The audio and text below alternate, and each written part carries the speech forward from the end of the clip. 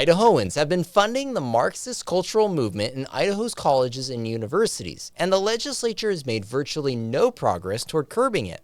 The legislature's apathy toward the leftist takeover is particularly concerning for a red state. Several initiatives from conservatives to curb the expansion of diversity, equity, and inclusion programming were killed this year. These include a policy bill to ban spending public funds on DEI and moves in JFAC for a line item reduction to DEI spending. So, how did we get here, and what is next on the horizon for defending our state from a Marxist takeover? We will break all this down on this week's episode of Fiscal Fridays.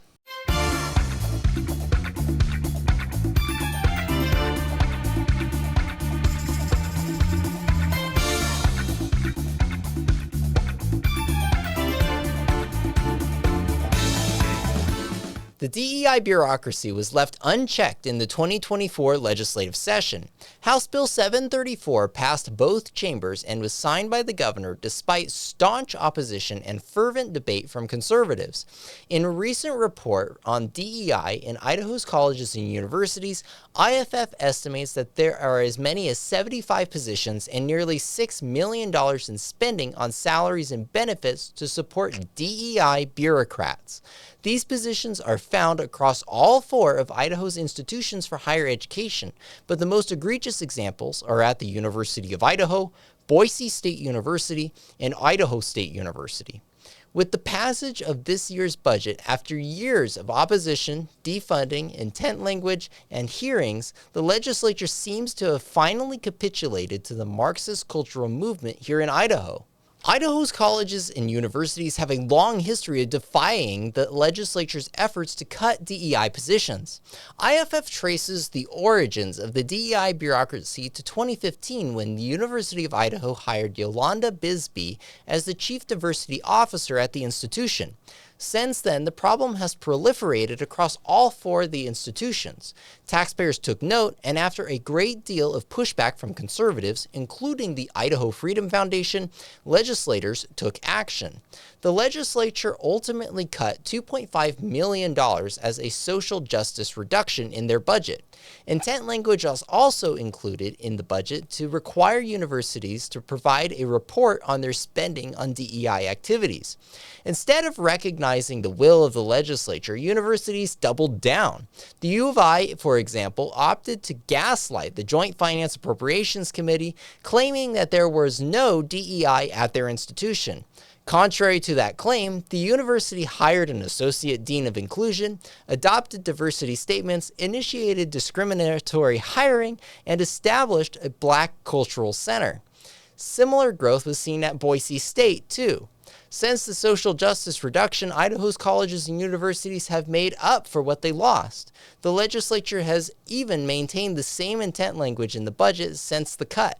It mandates that no state funding shall be used for DEI initiatives and programs, but we can see that that has made no difference.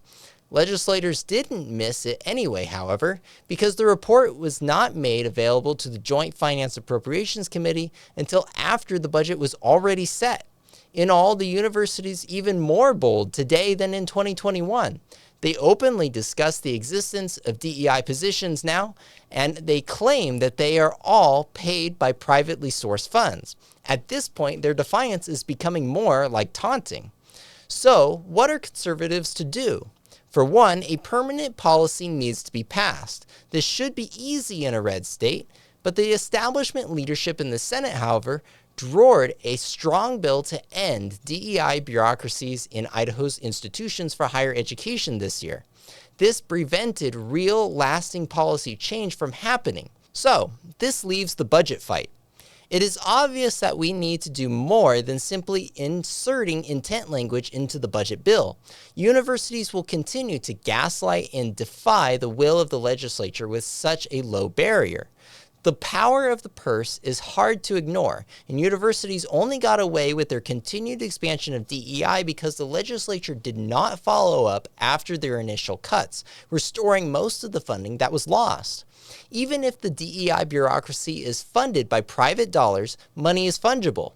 Institutions don't have to worry about basic expenses because if the state covers them, then they are free to use privately sourced funds to support DEI. Cutting basic funding forces universities to prioritize. In all, Idaho's colleges and universities are running amok of the will of the legislature, expanding their DEI bureaucracy. Conservatives need to work toward permanent policy and cuts to these institutions, then hold them accountable until results are delivered. Idaho should not stand for this Marxist insurgency in places where free thought and pursuit of knowledge is supposed to thrive. Thank you for supporting the content we produce at the Idaho Freedom Foundation. Be sure to like and subscribe to help spread our message of freedom, family, and small government. Also, with the legislative session in the books, be sure to request your free copy of the 2024 Freedom Index by visiting idahofreedom.org.